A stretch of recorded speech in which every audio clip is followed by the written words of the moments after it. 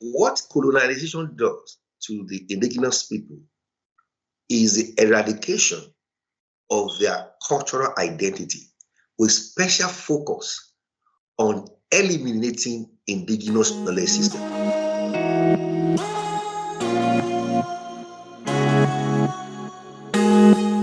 You see why we need to continue to talk about it? Because many people don't understand. Me, I didn't understand the deeper part of this conversation until I started to talk to people like you continuously. And my brain is beginning to sort of catch up. I didn't understand it because, of course, I grew up also in Africa like many other. We were not taught. We were not even allowed the opportunity to learn, no? Because you can't know what you are not exposed to. Yes. So that is why I think it is very important that we continuously handle this conversation, because it is important for us.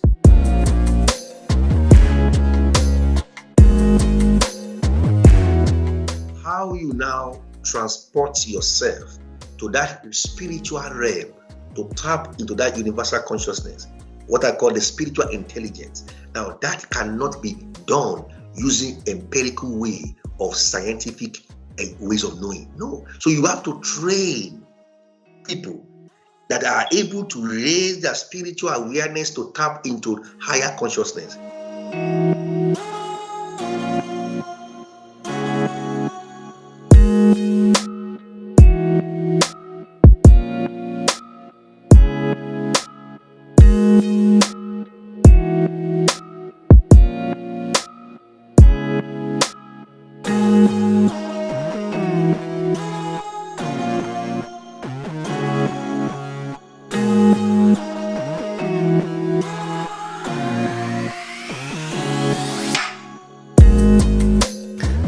Thank you for checking out Obehi Podcast. We encourage people to own their story and share it with the world to expand their purpose. Before we start this presentation, I have something to quickly share with you. Are you a purpose-driven entrepreneur?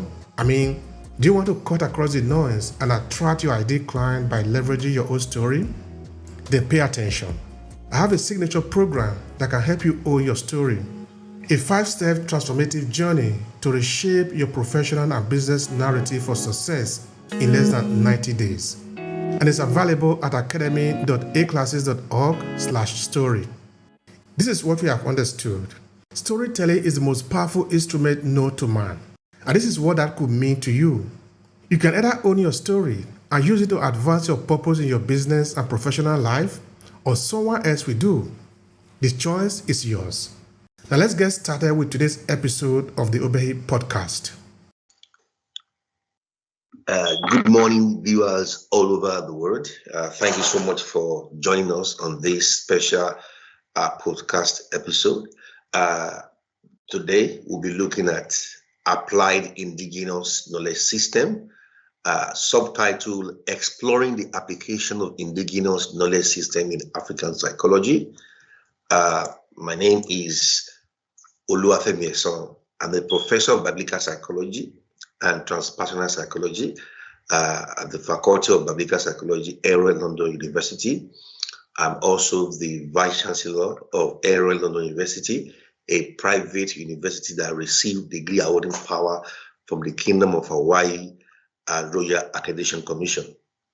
And therefore, this very day, we'll be looking at the application of indigenous knowledge system.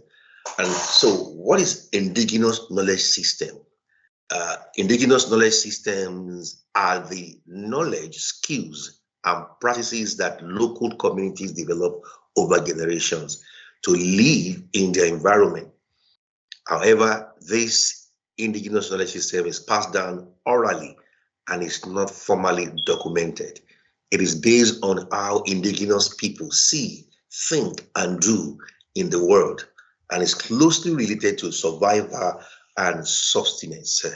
And so this is very important for us to understand that the pre-colonial era of the indigenous people of the Third World is an established knowledge system that governs their life and their existence in relation to the environment. So these people, before the imperialists and colonial master invaded their lands have been living based on the indigenous system, knowledge system that has become the very framework through which they live their world. Now, that is how they see. So this indigenous knowledge system has its ways of thinking, its lens through which they filter the reality of their world. Now, indigenous knowledge system can also be defined as knowledge and practices that an indigenous local community developed over generations of living in a particular environment. You can see that clarity there, living in a particular environment. Now, these people are well adapted and they have organized knowledge system that is based on their cultural value system. And these indigenous knowledge systems are well established before the colonial invasion, as I said earlier on. This knowledge also include forms of knowledge, know-how, skills, practices, and beliefs that enable a community to achieve stable livelihoods in their environment. In other words, these people are our people in the indigenous world, in the first world nation. They are operating this knowledge system, and this knowledge system is very vital to their lives, and it's also a critical aspect of the way of their life. I find it very strange for anyone to completely disregard the establishment of indigenous knowledge system and not to bring that into the forefront of the identity of the indigenous people. So they have this knowledge system that reflect their unique cultures, their language, their values, their history, their governance, their legal system. It is place-based, it is dynamic. Now, it also involves living well with being in relationship with the natural world. So these people are well established, and these are our ancestors, our ancestors in the first world, with special focus today on the Africa continent. Now, why is it important for us to study and to be fully aware about the integration of the indigenous system in this postmodern world, with a special focus on African psychology? Now, it is the basis for local level decision making in many rural communities. It's also prepared them for natural disaster, because they have a knowledge system about nature and climate change. Now, the knowledge system can also help with disaster risk clarification, preparedness, mitigation policy, implementation. For example, in Swaziland, people use IKS to predict floods, droughts, and the raining in season. And Swaziland today is now known as Eswatini, as a point of an updated, indigenous name is now known as Eswatini. Now, climate change, incorporating indigenous knowledge system into climate change policy can lead to cost-effective, and sustainable adaptation strategies. Then we're talking about research. And this is very key for us for intellectual and academics in the postmodern world. Within the diaspora, I'm talking about the African diaspora, and also within the continent of Africa, to fully aware about the application and integration of indigenous system research, that contribute to local empowerment and development. Now, we in Ero London University, we have designed a particular study model on incorporating indigenous system within applied research methodology and also quantitative research methodology, with a special focus on phenomenology as a method within the paradigm of qualitative research design. We believe that the indigenous people are very experiential, and so we have designed an approach for that research to capture the very essence of the lived world of the indigenous people of the first nation world. There are also challenges. Let's quickly look at that. Challenges involve, for example, implementing approaches that bridge the indigenous and the Western way of knowing. And this is what we are after in Ero London University as an indigenous university established by the Indigenous Kingdom of Hawaii, Royal Accreditation Commission there. So we want to bridge that indigenous and Western ways of knowing.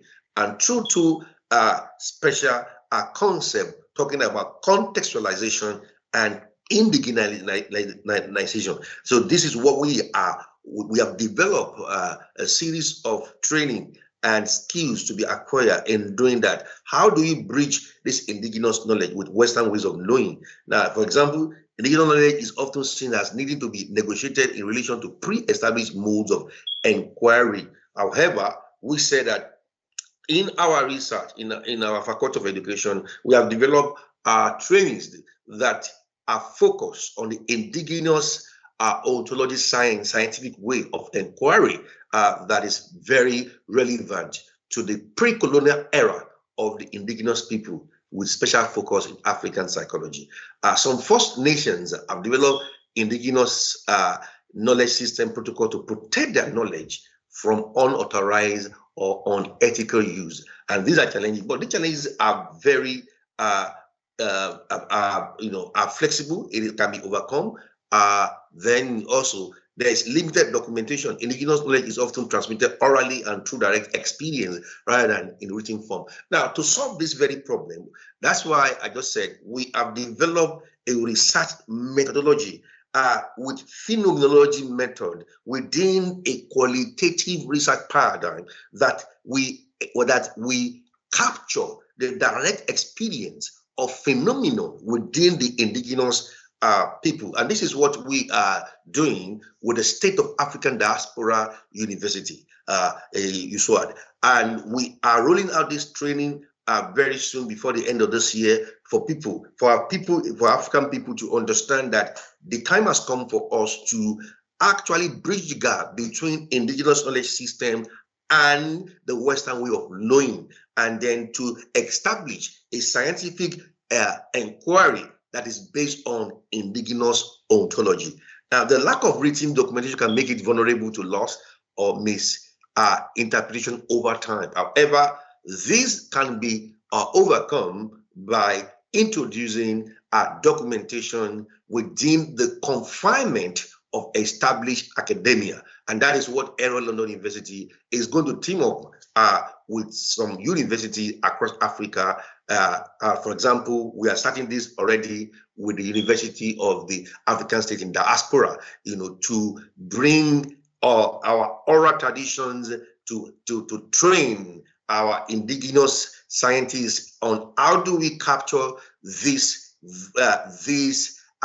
valuable indigenous knowledge system within the confinement of the academia, and to bring proper documentation that we enhance the transfer of this knowledge from generation to generation and to maintain the integrity of that. Now, talking about indigenous knowledge system, one must be very careful to establish the indigenous ontology. And why this is important, because as we can see that any knowledge that we are engaging in must have an ontological foundation.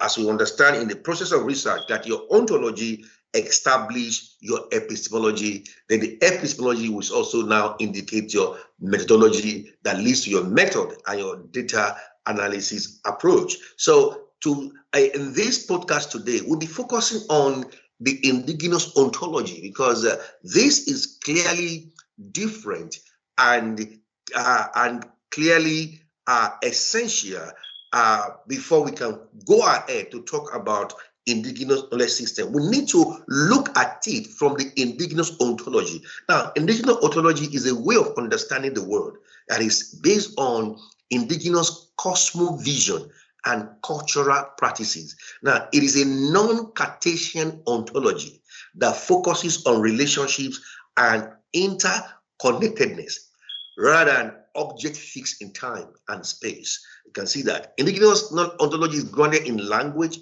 cultural practice, and is also adaptable over time. And so, talking about ontology itself, which is a theory of reality. So you can see that the indigenous people of the First Nations, they have a clear ontological perspective through which they see reality and the nature of reality itself. Now, don't forget that this is a clear demarcation from the Western and ontological foundation. Now, when we look at indigenous ontology that forms the foundation for indigenous epistemology, this is where the sharp difference, and it has great implication on the curriculum design and the very foundation of African psychology. I can say at this junction that our African psychology is based on our indigenous ontology. Now, talking about indigenous ontology again, the term ontology, the term is used in a more delimited capacity to refer to indigenous theories of reality, not realities themselves, but theories of reality that are grounded in language, cultural practice, and also adaptable over time, at least partially translatable across cultural, conceptual, or terminological system. So indigenous ontology is the theories of reality. Now, the indigenous people of the First Nation world, they have their theories of reality. And we are going to focus particularly on one essential theory in this podcast that is very fundamental and is cut across all indigenous culture across the world. Now, examples of indigenous ontology. Number one, relationship. Now, indigenous ontology often include the idea that relationships and obligation extend to all life, land, and matter. You can see this, and that's why the indigenous people of the First Nation world are very close to the nature, and this is what we call transpersonal ecopsychology. You can see there that the indigenous ontology, one of them is the relationship. They believe they're part of nature and nature is part of them. And because of that, they see the essence of natural obligation to extend life to land and matter. And that's why they are naturally endowed with the skills and practices to look after nature, which is a quite different from the perspective of the Western culture. Now, children, indigenous ontology may include the idea that children have responsibilities to the community, I said, and hold special gifts that are to be nurtured and shared. Now, this alone, we could have a whole podcast on this ontology. This is the foundation of what we call the transpersonal education philosophy of the indigenous knowledge system. Why is this very important?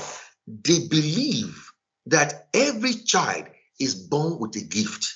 Wow. This ontological foundation regarding the nature of children and the perception of how children are gifts from the higher power to natural world has profound implication on mental health and also profound implication on the philosophy of education of the African people. Not only that, it also has a profound implication on child psychology, what I call the indigenous child psychology approach of within this field of African psychology. In other words, our indigenous ontology believe that children are gifts. Now imagine an educational system whereby the focus of development is not just only cognitive and intellectual. We are creating an educational philosophy whereby the special gift of these children are nurtured. I bet you we will reduce the number of depression that we have today among teenagers in our African continent. Also not only other, even in the European continent. It is very sad reality today that children from the age of 12 are committing crime. They are on antidepressant drug, and they are having serious issue with identity. Now imagine an education philosophy that brings our indigenous ontology into the Western nation. It will solve that problem, because when you know that kids are gifts and you create a curriculum through a learner-centered approach, whereby the curriculum allow the discovery and the nurturing of the gifts and talent of the children from the earliest education, I tell you, this will solve the problem of the issue of depression and mental health challenges amongst the young adults and teenagers, even in the Western world. So I bet you, at this junction, I'm saying to the whole world that indigenous psychology has a solution for global mental health depression that we are expressing today in the world today. Indigenous ontology is one of the applied ways of solving this problem, and that's very, very, very profound. Also, landscape. Indigenous ontology may include the idea that the landscape is designed by ontological principle and also embedded with gift. This is so profound. The land is with gift. Now, this concept is so profound. And what is it? You can see the land is gift. What are these gifts? The natural resources, the minerals, the oil, the diamonds, the precious metal that you found in the land. Those are the gifts of nature. You see that? That is an understanding that's why the indigenous people, they protect the land. There's a sacred gift from the divine to them, because it came with gift, and this instilled a sense of responsibility to look after the land, because the gift in the land must be protected, must be unearthed for the welfare of the community, not just for exploitation and commercialization that we have seen today in the postmodern world today. I tell you again, we need indigenous knowledge system in the world, in the postmodern world that we live today. Lastly, we look at one of the examples, the material world. Now, indigenous ontology may include the idea that the material world is ultimately derived from the spiritual. Now, I am so excited about this ontology. In fact, going forward in this podcast, I'm going to build on this and why this is important. Ladies and gentlemen, the whole world is suffering from what I call ontological crisis, because the hegemony that controls the philosophy of curriculum in the world is Eurocentric and is westernized. And that philosophy of curriculum is built on materialism. It's a materialistic ontology. Any curriculum that is built on materialistic ontology, as we see today, the dominant philosophy of education in the world today is based on materialistic ontology. And that is one major problem of the Eurocentric medical model of psychiatric medicine. Bringing this to mental health, which because it's becoming a pandemic, it's becoming a global crisis today. Depression is on the increase. I'm here to let you know that the whole world needs indigenous ontological understanding that is built on the concept of reality derived from spiritual world. And is built on a spiritual ontology. That is the fundamental question that we look into why the Eurocentric medical model of psychiatric medicine has failed today. It's because it is built on a materialistic ontology that sees the self as what? As just mind and body. The dualism that is built on the neuropsychology. However, understanding the application of indigenous knowledge system that is from the ontological foundation of spirituality is the solution. I'm going to tell you more in this podcast today. Now, ontological question. What are the common ontological questions? Number one, does God exist? Are my feelings real? What is nothing? Does it exist? What is the nature of the universe? What happened to us when we die? What principle govern the properties of matter? You can see that from an indigenous ontology that is based on spirituality. That leads us to the spiritual ontology of indigenous knowledge system. Now we can now define the material and spiritual world. Now, pre-colonial era, the indigenous people of the First Nation world has established a spiritual ontology that clearly demarcates that there is a material world and a spiritual world. Now, my material world comprises all my material possession. My spiritual world consists of all my thoughts, my ideas, my emotion, my state of mind, which cause my material possession. You see that? In other words, the foundation of the material existence is spiritual. Simply said, the spiritual gave birth to the material. Wow. This is the foundation of African psychology and is built on spiritual ontology. That's it. What are the implications of this? Now, indigenous ontology may include that idea that material world is ultimately derived from the spiritual world. And that leads to a lot of spiritual religious movement within the 19th century that expose a belief in an afterlife where an individual's awareness persists beyond death.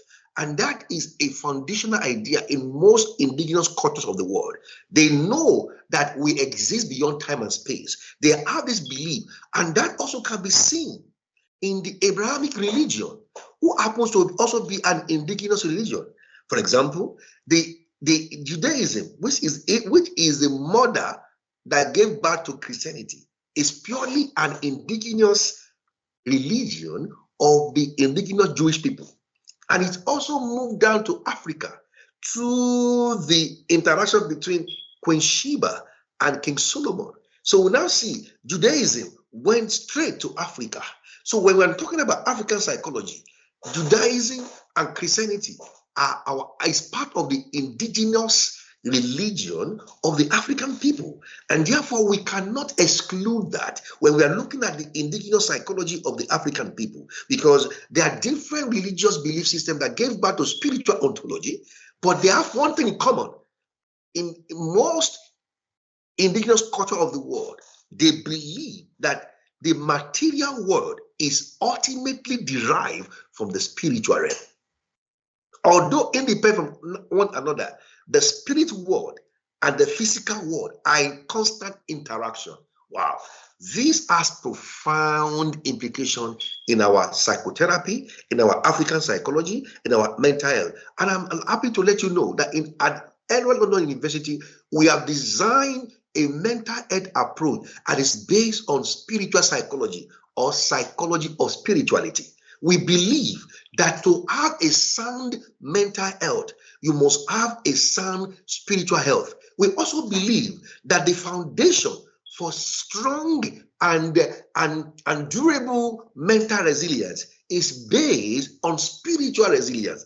And this spiritual resilience is also based on internal and external spiritual resources. So we believe that to have a sound mind, a sound mental health, you must have a sound spiritual health. And that is why the spiritual ontology of the indigenous knowledge system is the way forward to establish this phenomenon and to explain to the whole world that what is lacking is a return to the indigenous psychology of the indigenous knowledge system. Again, you can see here the ontology of the Western science is built on materialism. All living things are made only of cells and matter. Dreams, knowledge are produced by cells in human brain via physical and chemical processing. This is very limiting. And that's why we're having problem today in the medical approach to psychiatric medicine, that is based on the ontology of materialism. Now, when you now come to the ontology of the indigenous science, everything is alive. Matter plus spirit. You see that? Matter, spirit, structure, processes, including healing, dreams, knowledge are all manifestations and expression of life within all that exists. So you can now see that the ontology of the indigenous science, it is holistic. It involves the bio, psycho, social, spiritual model that put into interaction. Don't forget earlier on, we've said one of the indigenous ontology philosophy is that the spirit world and the material world, they are always in interaction. The spirit realm, the physical realm. Where do they meet? They meet in the soul. In the soul is where they meet. The spirit realm and the physical realm, they meet within the soul. And in the soul is where we have the mind. The mind is composed of three things: the will, the soul is made up of three components: the mind, the will, and emotion. Now, when you now see that the interaction of the spirit realm and the physical realm is within the soul, that already let you know that the mental health, which is within the soul realm, is affected both by the spirit realm and the physical realm. And this is very important to understand an holistic perspective to mental health and emotional well-being. On that note, I would like you to know that it is very important for us to study and to understand indigenous psychology. Indigenous psychology is built on the spirit realm and the physical realm, and then bringing into the combination of understanding that the ontology of the indigenous science is bringing into life matter plus spirit. And this is the holistic approach that will become the foundation of our African psychology. And this has profound implication on curriculum, on our medical curriculum, on our educational curriculum, and ontology that is built on indigenous science is the way forward, not only for the African people, but for the world at large. Thank you. Wow. Thank you so much for that presentation, brother. I really appreciate you and appreciate the presentation. That is full of value. That is full of value. Thank you so much for that. You're welcome, sir. Now, I want to say that we're going to have a lot to uncover here. And they're really fundamentally important, not because it's not clear, but for the fact that we need to go a little bit deeper. In fact, that is the approach here in this type of series where we talk about psychology, talk about issues affecting us as Africans in the diaspora. And in this case, because we have the privilege of having Professor Oluwafemi with us, why not? Even though he has said something, we can expand on them again. We are here for this reason. We have actually three stages in the conversation. The first part, we're going to look at some of understanding the key principles of this concept that we're looking at today, indigenous knowledge system. Some of the key concepts that people need to understand more. Now, we're going to look at the challenges that it faces. Why is it not applied? Because we're looking at the application of the indigenous knowledge system. We consider that, then we will conclude with the solution. Because we have practical situation today in Africa and among the African diaspora. So the question, therefore, is how do we apply the indigenous knowledge system to solve our problem? So let's start with the basis. What is it actually based on? The Africa indigenous knowledge system. What is it based on, if we were to be maybe generic in putting it like that? Yeah, thank you so much for that question. Now, the moment you mention the word knowledge, where does knowledge come from? And so before you can talk about knowledge, you have to talk about reality. So, and that is ontology. So knowledge, the study of knowledge and the nature of knowledge is epistemology, okay? But before you can have an epistemological paradigm, you must have an ontological foundation, okay?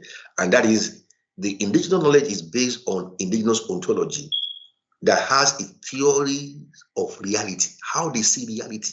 To them, what is reality? They have a way of seeing reality based on their ideas and their practices and their knowing that existed at the pre-colonial era. So before the colonial master came into Africa, they have an established knowledge system through which they navigate and they interpret their world, the nature, the reality of nature, and how they relate based on this knowledge system. But don't forget, this knowledge system has a fundamental ontological foundation. One of the indigenous ontological ideas is landscape, okay? And the thesis within that ontological foundation states that the land is a gift. There are gifts within the land. And to translate it into practical terms, those are the mineral resources that is in the land.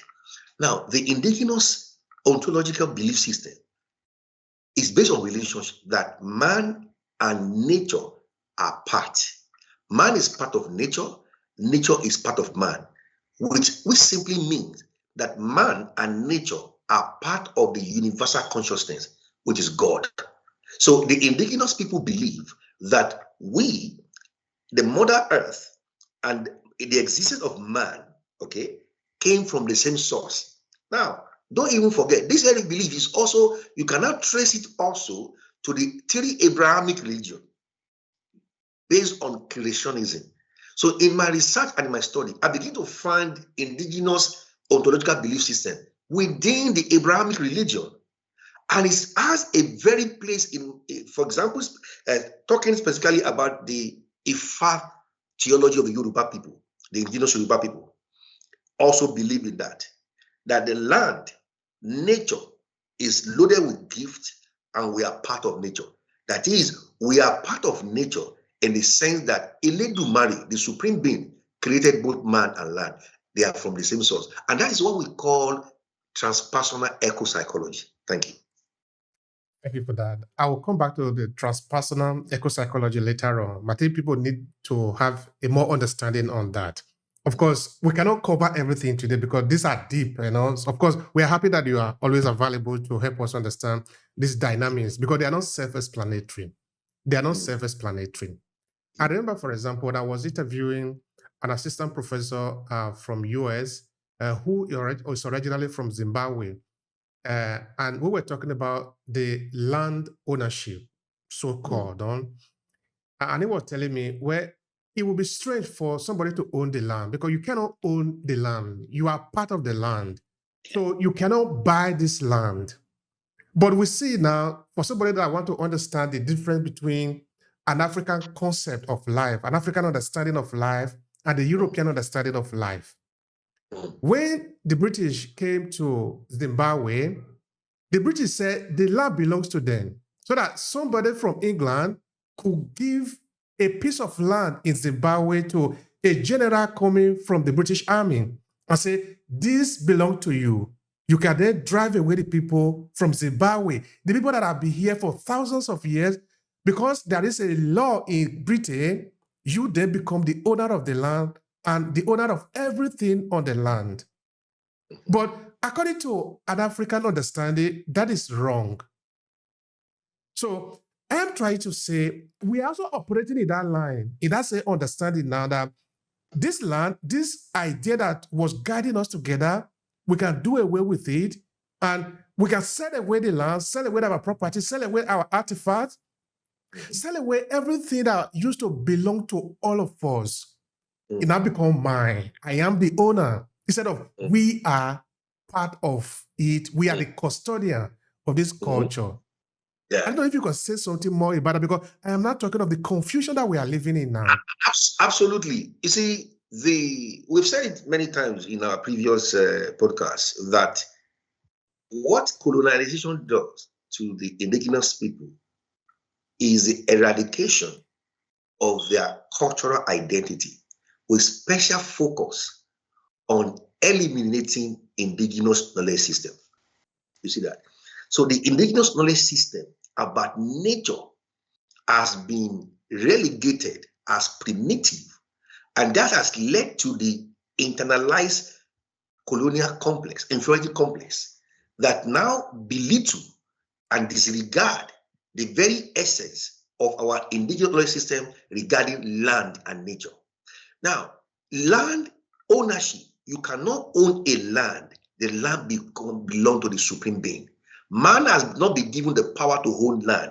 Man is only given stewardship to understand, to look at the land. And this stewardship can be found in both the Abrahamic religion, is found in Judaism, is found in Islam, and is found in the New Testament. The concept of stewardship, not ownership. What is the concept of reality of the European man that is coming to your land? He doesn't see spirituality within the land.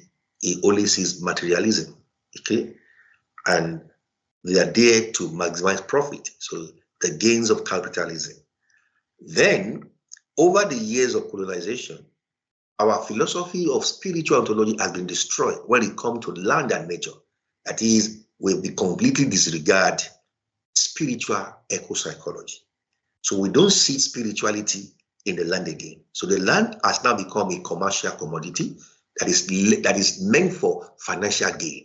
Now, with that understanding, the mindset, both the colonizer and the colonized are coming from a materialistic ontology perspective. And so the land they are not seeing the land as a sacred entity. It is there for commercialization and for gain. And that's it. I have a curiosity. This is something that I've heard for some time. Many people in the European world or the Euro-Western world who have a lot of money, they go to Africa, they buy land. But many people in Africa, okay, not a lot of people are actually really rich in Africa in the sense of possessing the money according to the European understanding.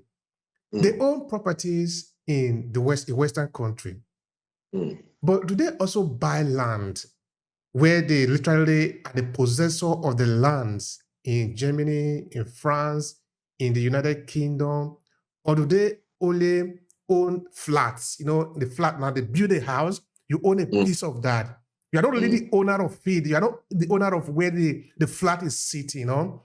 But in Africa, they are the owner of where the flat is sitting because they buy the entire space. They can do what they want to do there. Now, I'm saying the people of African descent that also have money, do they buy an expanse of area in Germany, in France, that they can also call their own? They can cultivate it how they want. They can have a direct relationship to that piece of land. It's just a curiosity. No, it depends on the laws of each country. Don't forget that there are land laws. For example, in the United Kingdom, you know, it's a constitutional monarchy. So His Royal Majesty owns everything. Okay. So if you buy a building here on the land it's staying, it is lease, at least 900 years of lease. So you are leased the land. So you can't own the land because by constitutional right, the land belongs to the king, to the royal family. Okay, so you are leased. So depending on each country's land laws, but you can buy a building. Okay, that is your building. You bought a building, but the land is a very sensitive thing. So you have to check the law of each country before you can own a land. Some countries allow you to buy a land and build a house from the scratch. They still do it in the UK as well, but you don't own the land. It belongs to the royal family. Thank you. In England. All right, that's a nice one. I think somebody can decide to expand on that. Actually, we will be able to expand on that on another occasion because that is a sensitive topic and it's very important. But now let's talk about the preservation. From the point of view of the indigenous people, whether you are looking at them from indigenous American or indigenous people in Zimbabwe or indigenous people in Nigeria, what do you say about their method of preservation of their knowledge so that the people of the future that are going to come can access this knowledge? What can you say about that? Yeah, that's one of the limitations of the indigenous knowledge system because it is transmitted through oral tradition.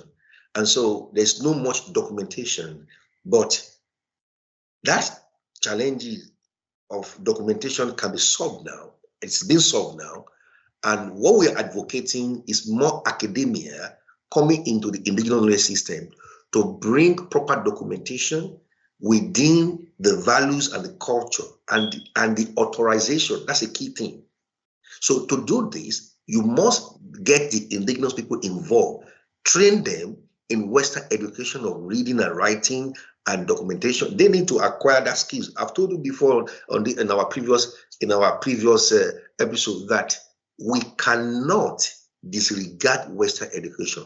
What we need to do with Western education is to contextualize it and also to make it indigenous. And that is the way forward. Thank you. All right. We are still within the concept of indigenous knowledge-based system. So within that framework, I'm trying to understand why it was not considered that it is important to document the processes of this knowledge so that the knowledge can be available to future generation. Now, I want to contextualize it for people to understand.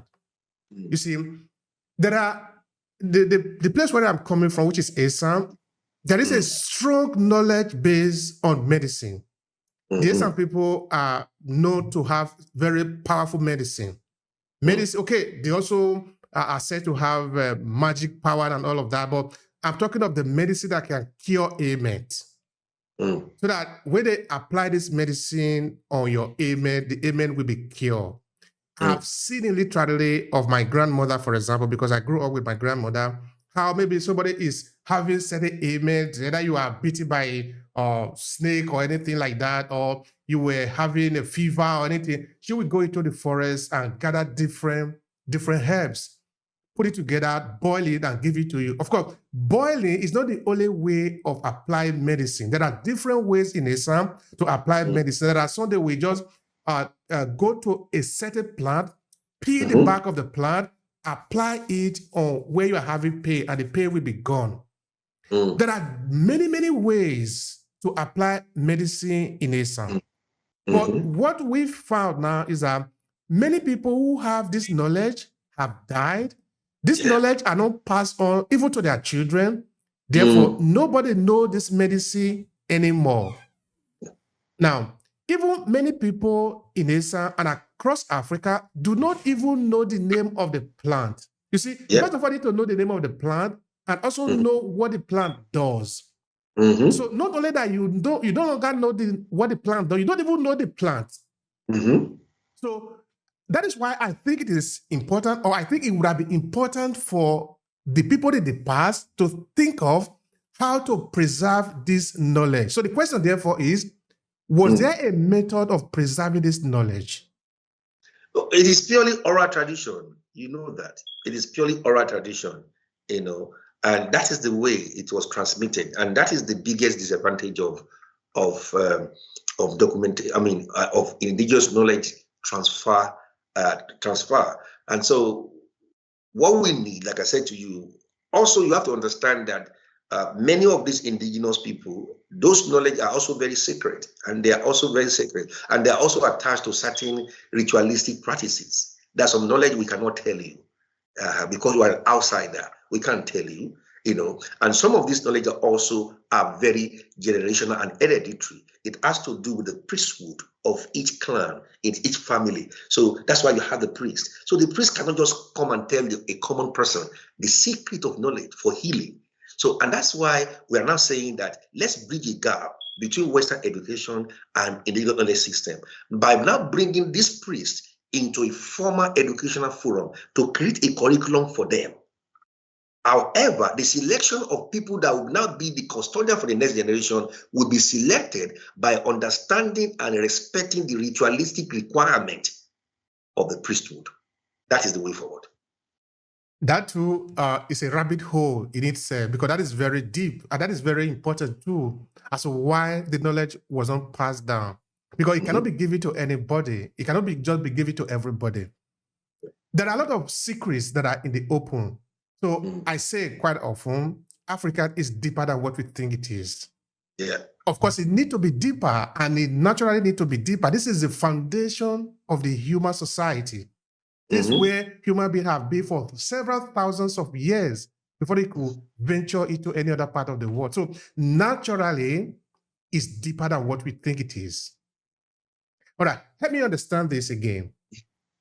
The method of the research, their own research, because I know a lot of people, particularly the academia, don't even use the term research when they are talking about knowledge gathering among indigenous Africans or indigenous people. But I think they have done their research. Because without doing your research, you cannot just come up with the idea that, okay, this is going to work. Work based on what? When you look at the indigenous system, because it is built on a spiritual ontology, okay? And so it also provides a non-Cartesian way of knowing that is totally different from empirical evidence. If you look at the Western ontology science, it's based on materialism, empiricism. That is, knowledge for them is based on my physical senses. So what I can see, what I can hear, what I can touch. However, when you now look at the indigenous ontology that is based on spiritual ontology, what are the ways of knowing in spiritual ontology? So you now see that the inquiry The knowledge inquiry based on spiritual ontology is totally different from knowledge of inquiry based on empirical evidence. Okay? So we now need to come to a research approach that is purely based on spiritual ontology. A different example, any spiritual ontology that generates knowledge leads to spiritual epistemology. Now, spiritual knowledge is assessed by your spiritual senses. Spiritual knowledge is assessed by your higher consciousness. This is okay, and it's purely subjective. Therefore, the epistemology of spiritual ontology is based on a subjective epistemology that requires the training, that is the transpersonal development of the self. That's where we are, sir. This is deep. Oh. This is okay. Let me put it in Nigeria way. This one deep. Oh. You know why I think it is deep? Yes. Because we're not requiring somebody to just go and study something and then come and memorize it. We are requiring you to invest your entire life in the process. Yeah. So that it is not something that you will just do at random. You are going to do it as a way of life. Yeah. Now, this also explains why the knowledge was not just given to people. No. Yeah. Because you can't give it to babies. You understand? Yeah. And also how you now transport yourself to that spiritual realm to tap into that universal consciousness, what I call the spiritual intelligence.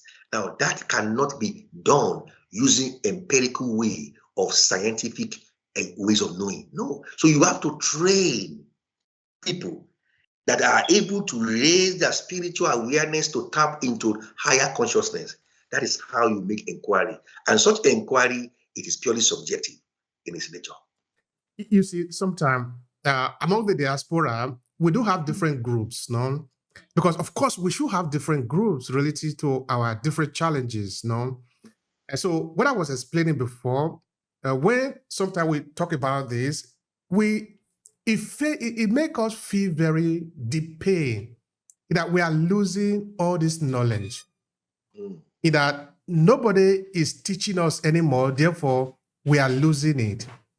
But the question is, are we able to ever recover those knowledge? Absolutely, yes. Why? Because, see, that knowledge is hanging there in the higher unconsciousness.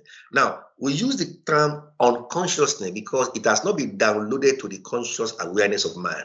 However, the knowledge is there. So what we need to do is to transcend the limitation of natural consciousness through the elevation of our higher self, and then bring that knowledge into consciousness, and then you document it. However, it also follows strict codes of conduct to apply those knowledge because they are sacred knowledge. You see why we need to continue to talk about it? Because many people don't understand. Me, I didn't understand the deeper part of this conversation until I started to talk to people like you continuously. And my brain is beginning to sort of catch up. I didn't understand it because, of course, I grew up also in Africa like many other. We were not taught. We were not even allowed the opportunity to learn, no? Because you can't know what you are not exposed to. Yes. So that is why I think it is very important that we continuously handle this conversation because it is important for us. Not only that, but like I said, London University is an indigenous university. And so in our Faculty of Education, we've developed trainings, curriculum on indigenous way of knowing, how you conduct indigenous research using phenomenology. However, that phenomenological inquiry within the qualitative paradigm must be approached in a contextualized indigenous philosophy of reality. That's all. So it's open for you to acquire that knowledge. And you don't need to be highly religious or before you can do that. We will train you because spirituality is your identity. It's not a practice. You're a spirit. And as you have physical senses, you have spiritual senses. What we need to do to you is to teach you how to activate your spiritual senses that you can begin to download spiritual intelligence from the universal consciousness. That's it. That's so interesting. Talking of African psychology, Yeah. you did say that is based on indigenous knowledge system. Could you Yes. please expand more on that for people to understand? Thank you. If you the whole essence of psychology itself is cultural bound. If you look at the Greek word for psychology, from two words, psychology, psyche, which means life, it means spirit, it means soul, and then logos, it means to study or reason. So, in other words, psychology itself originally is the study of life. You see there, the study of life and the mind. Now, on that, but psychology has moved. When you look at the Western psychological foundation, it has been moved from spirituality into materialism. Because don't forget again, the Western science ontology is based on materialism. So they've reduced psychology to a materialistic approach. That is, they've seen consciousness as a material entity, interaction between chemicals, interaction between the brain. That is the foundation of psychology in the Western world, which is very sad. And that is not true. So the African psychology is based on indigenous knowledge system that draw its source from spiritual ontology. So in other words, we in the African psychology, we believe that the mind is spiritual in its nature. How? We know there's a physical realm and spiritual realm. This physical realm and spiritual realm, they meet in the soul. That is the intersection. So the soul is the intermediary between the physical realm and the spiritual realm. So the spiritual realm feed into the soul. The physical realm also feed into the soul. Now, what are the components of the soul? Now, in the soul, we have three components: the mind itself, the emotion, and the will. That is the foundation of African psychology. Thank you so much for that.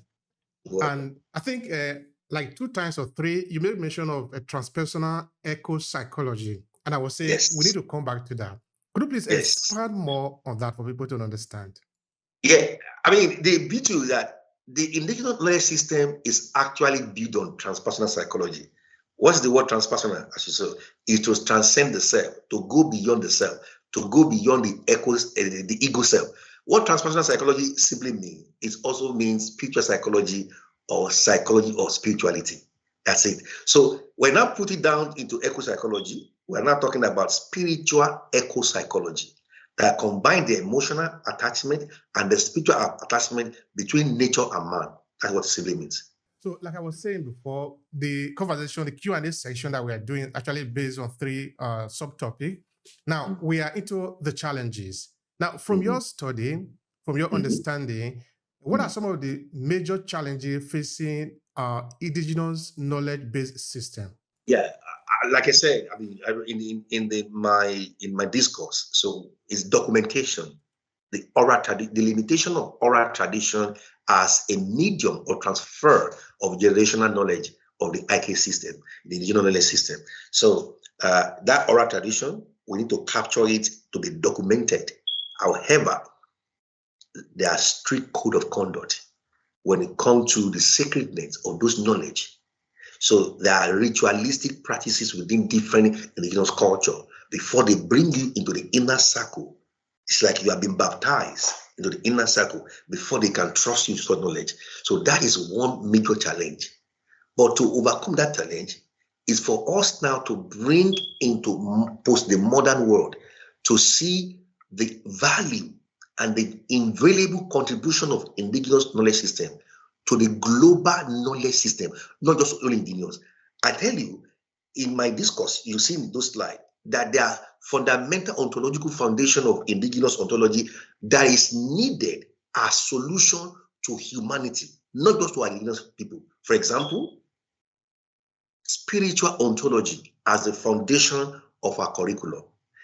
That is needed today in mental health, because any mental health approach or intervention that completely exclude the spiritual aspect of which is the foundational essence of who we are is not complete. And that's why in our clinic, what we do is the bio-psycho-social spiritual model that is based on indigenous knowledge system. That's the way forward. Now, let's imagine a people that have a certain access to certain knowledge, because of course it's natural. All of us don't have access to the same knowledge. For example, there are a certain group of people in Africa that have been exploring certain stars in the universe for several years before NASA could even know that that star even exists. Of course. Of course, there are other people in Africa who have access to certain knowledge because this thing sometimes is hereditary. When you know, you share among the people that are within you that know this knowledge. So within your circle, they know of it. Yeah. Now we are saying bring it then to a kind of conventional understanding or drawing out a curriculum where more people can have access to it. Say where more people outside their circle can have access to this knowledge. What if they refuse? What if they don't see any need for that? I mean, that is why we say culture is dynamic. Yeah. Again, I've said to you on several occasions that the Western education system will never be completely eradicated. No. We need the Western educational system to be what? Indigenized and contextualized, And that's why we are talking about indigenous psychology, which is a movement now that says, let's bridge a gap between the Western education system and indigenous, because the indigenous people, they need the Western education system. The Western education system, they need indigenous people. We need each other. That's the way forward. Western educational system. I want us to spend a few seconds there. Yeah. That thing we are referring to as Western educational system. Yeah.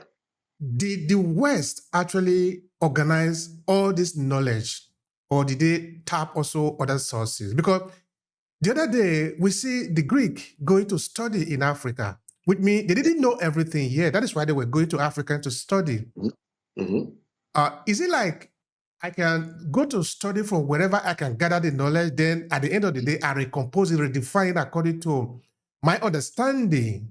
Is that what we are referring to as Western education? Or did I need to invent everything, then share it with the world? So that I want somebody to understand that the world, you don't really own everything that is being referred to as Western education. Help me if I'm wrong. You see, it's quite interesting what you just said, because education, knowledge is political. Knowledge is political. So when we say Western education, we're talking about the colonial imperialist power that has led to an hegemony that is the dominant philosophy. That's what we're talking about, Western education. So if you look at the dominant philosophy of education in the whole world, is Western. Don't forget, in 1999, 1919, or 1915, 98% of the whole world were all colonized. And so you can see how far the Western are colonized by Western power, imperialist power. So you can see from 1999, 1999, and 1915, over 100 years. What are you talking about? That is a dominant hegemony of education. That's what we mean by Western education. Now, one distinct thing about it, as I've said in my discourse today, the ontology of the Western science is built on materialism. That is it. And it's a materialistic philosophy that permeates the entire fabric of the curriculum and the knowledge and production of knowledge. And that's where we have a problem, because that materialistic view of reality is highly deficient. It is not complete. So we now need an holistic view that combine the materialistic plus the spiritual. As we say in the indigenous knowledge system, that there's a constant interaction between the material world and the spiritual world at every point in time. Me and you, we exist in duality of reality. As we are sitting down talking now in the material world, at the same time, me and you, we exist in the spiritual world. Bringing these two together to harness the potential of the human race. That's why West need the indigenous. The indigenous, they need the West. Thank you. Thank you so much for that. I love that. Looking at Africa and African indigenous knowledge-based system, would you say that there is any danger to that? In that, do we have any threat into our knowledge or to our indigenous knowledge? If there is any threat to that, what are they? Yes, there is threats. The threat is the religious education. You know that. That is a main threat. Now, in our faculty of biblical psychology, we have the department of biblical psychology of trauma, which is a very strong aspect of our faculty. we've been focusing on religious trauma. And you know that that is prevailing in the African community. There's a serious religious trauma taking place among Africans. And that's why religious education, erroneous doctrination is a major threat to indigenous knowledge. Number one, what it does, it disregards the authenticity and the validity of indigenous knowledge. It makes people to think of indigenous knowledge as purely evil, attributed to voodoo and darkness. And that's the problem. All right. Thank you so much for that. Now, for people like you, of course, there are other people like you who you might say awaken to the idea of embracing African indigenous knowledge. Mm-hmm. To these people and to other people that are looking up towards these people, I mean, your student, therefore, what do you think need to be done to advance the research into indigenous knowledge so that more people can have access to it, and so that we are not all just living our life based on the European materialistic approach to life? I mean, what needs to be done to advance the research into indigenous knowledge? Exactly what we are doing, what you are doing. You've created a platform, bringing people of like-minded to your platform to come and speak. We need to create awareness. And don't forget that we have a current threat, that is neo-colonization of the educational system. This is the current threat to indigenous. Don't forget that we have political independence, but our intellectual world is still encroached. Our intellectual consciousness is still colonized by new colonization. And that is the major threat to indigenous knowledge. Okay, always on the indigenous knowledge, but this time we're looking at the African diaspora, where we are, because I live in Italy, you are living in England. From your understanding, how much of people of African descent in the diaspora have understanding or have a true understanding of indigenous knowledge? I told you that the major threat is religious knowledge, religious education. Yeah. So the religious education is a chunk, is a major part of the threat to indigenous knowledge, because once people are ingrained in different religious belief system, they begin to look down, because the religious system was actually used by the colonial master to attack and to reduce the validity, the authenticity of our indigenous knowledge. So an average African that belongs to a particular religion, either Islam or Christianity, they have a mindset towards indigenous knowledge that is purely from a dogmatic perspective that is based on their religious education. That is a major threat to indigenous knowledge. All right. I see maybe there can be another challenge. In this case, now I'm looking at the practical application of the indigenous knowledge or the indigenous African knowledge. What do you say about the actual application? Yeah, you will see that we just developed, like I said, we developed a level 6 graduate diploma in applied indigenous knowledge system. Now, the application of that is a key factor. It's also a challenge. How do we apply the indigenous knowledge in the postmodern world? That is where we are now. So we are now living in the postmodern world. What are the application of indigenous knowledge? Now, to do that, again, we have to use contextualization and indigenization of the Western concept. For example, Western ideology that can be contextualized, accommodating indigenous knowledge. So it's like you are bringing Western idea as a cup, and then I'm pouring my indigenous knowledge into the Western framework. That is what we need, sir. Thank you so much for that. Okay, now we're in the final part of it, which is a solution. But before we really talk about the solution, now there are some people there in the diaspora who are asking, why should I even care? So why should the people in the diaspora care about indigenous knowledge-based system? Why should they care? Why should they care about it is because your genetic origin is from the indigenous First Nation. So genetically, you carry the genes which is purely indigenous. And research has even shown through epigenetics that ancestral pay is hereditary. Now, if you don't have an understanding of indigenous, our sister talks about ancestral healing. If you don't have the understanding of indigenous knowledge, how will you deal with ancestral cause? Now, ancestral trauma, it is proven evidence, scientific base, that it is transferable from the mother to the womb. So we need indigenous knowledge to trace back any pattern of limitation and in your lineage. So that is part of indigenous knowledge system. You need that. There is no distance in the realm of the spirit. You are in Europe, but you carry the blood that's indigenous. And there's a pattern from your ancestral affecting your productivity. Sir, we can have a whole podcast on this concept. Why they need it? They need to understand, trace every family lineage. What are the patterns? What are the ancestral indigenous causes operating in my family? That alone is needed. Thank you so much for that. I appreciate that. I really do. Now, you are really heavy on mental health. Yesterday, we did a room in a podcast, in our LinkedIn audio live, where we usually talk about the African diaspora. So yesterday, we talked about the challenges that African diaspora have within the area of mental health, and there were a lot of people in the call, and it really was very interesting, the conversation, looking at it from different experts that are working within mental health, from the United States to United Kingdom to Jamaica, and people joining in from Nigeria and other parts of the world. So we look at that as a problem. Let's identify that. Now we're looking at the solution.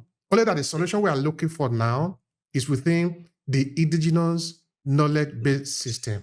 So the question therefore is, how do we use indigenous knowledge-based system to address this challenge and also many other? Thank you. You're not talking. I love that question. Now, if you look at it, one of the indigenous ontology belief systems states that the physical world is ultimately derived from the spiritual realm. Another foundational ideology of indigenous ontology is that children are born with gift and talent.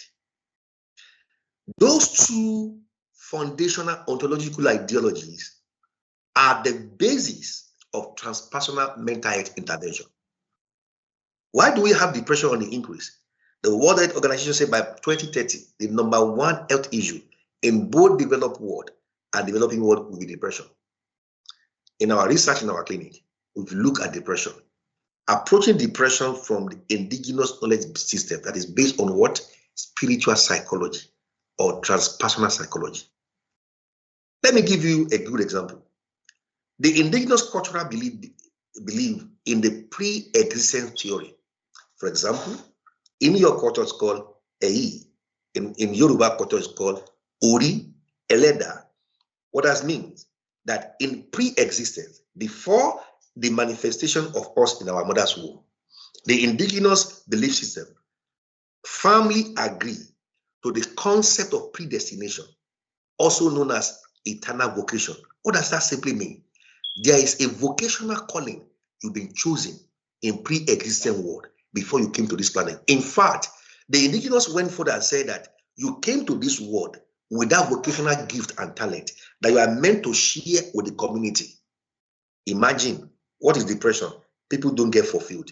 They are not fulfilled. You don't see any hope. There's no internal joy. So you get depressed because you don't see anything in your life. Now imagine incorporating this indigenous ontology into our therapeutic intervention to solve the problem by discovering your talent. Scientists, anthropologists, psychologists, they found that one of the main problems for mental health is what? Crisis of identity. But the indigenous philosophy believes that every human being is a gift. Your gift is your true identity. What do you think about that? That is so powerful. Thank you. It's as if you know what I wanted to ask you. You see, before when we were in the conversation as we started the Q&A session, I said one of the challenges that we have as people of African descent, and also people of African descent that are living in Africa, is identity crisis. Of course, we came here for this particular topic. And because we are looking at indigenous knowledge-based system, I'm trying to see how can we use this to solve the problem of identity crisis among Africans? Yes, that's the way forward. Identity crisis. Who am I? Now, the question of who am I is a question of source. Where am I from? Now, if you don't know your source, you cannot know your identity. Is it? Indigenous cultures across the globe, everywhere, they established spirituality. So based on indigenous identity, we are spirit. This has nothing to do with any religious belief system. Nothing. It's a fundamental ontological essence of identity. We are spirit. That is the starting point. The indigenous philosophy of reality, one of them is that every child that is born with a gift. Now watch this. That gift has a purpose. Okay. The purpose of the gift is to share with humanity. Okay. So imagine an early educational system, early years curriculum that is built on that foundation, that every child that you see has a gift. And that gift is their purpose. Their purpose is to share that gift with humanity. So now you can ask me, where does Western education comes in now? Now, Western education comes in now in career development that is built on your gift. That now redefines the philosophy of education. That is, the purpose of education is the discovery, refinement, and release of your gift. That is true education. For people of African descent who do not know exactly where they are coming from, but know that they are coming from Africa, how would they use indigenous psychology, or how can indigenous psychology help them? Of course, I'm talking of people who might have been a victim of slavery. Their ancestors were transported to the West. They live here. Sometimes they also want to connect to Africa. Therefore, they want to use indigenous psychology. What should they do? It's to come and learn more about it. That's why we said indigenous psychology, indigenous epistemology, and knowledge system needs Western education. These people are already Westernized.